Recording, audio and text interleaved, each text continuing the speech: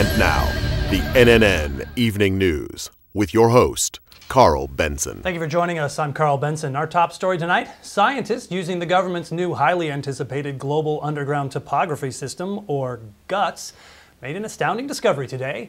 A massive oil reserve deep underneath the Green Mountain State. Annabelle Grotto is live in Vermont. Annabelle.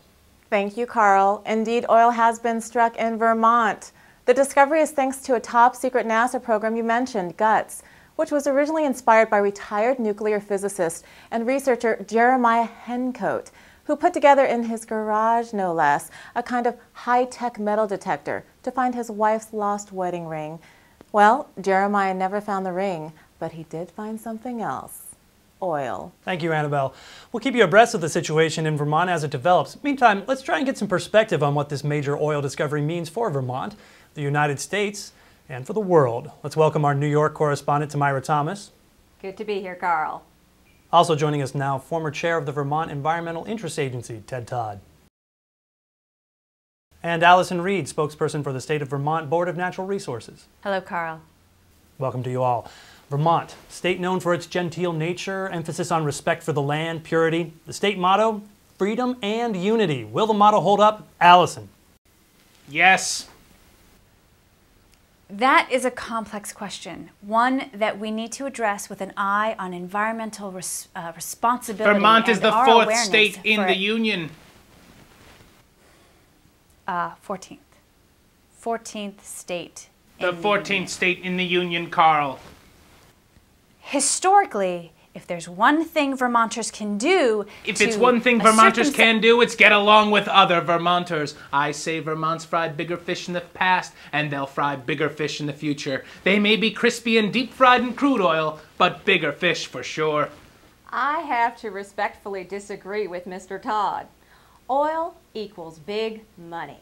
And we're not talking some little old town hall meeting to decide where the Elks Club horns go. This is big. This is Texas big.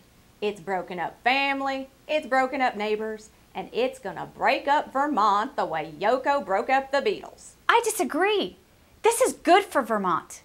Our data shows that 89.6% of Americans cannot even locate Vermont on a map. Well, now this could be good press for a state whose tourist economy is dragging. After all, we are talking about a place whose state bird is the hermit thrush. Hermit thrush does sound more like a medical condition than a bird. Ted Todd. I say it couldn't have come at a better time. This will finally settle the Alaska Arctic Wildlife Refuge debate. Why ruin the pristine beauty and important wildlife of nature in Alaska when we can do it right here for cheaper good old Vermont? I don't think so. Not when you consider the human cost of Vermont oil drilling or the cost to the maple syrup farmers of America, who will no doubt lose tremendously in all of this.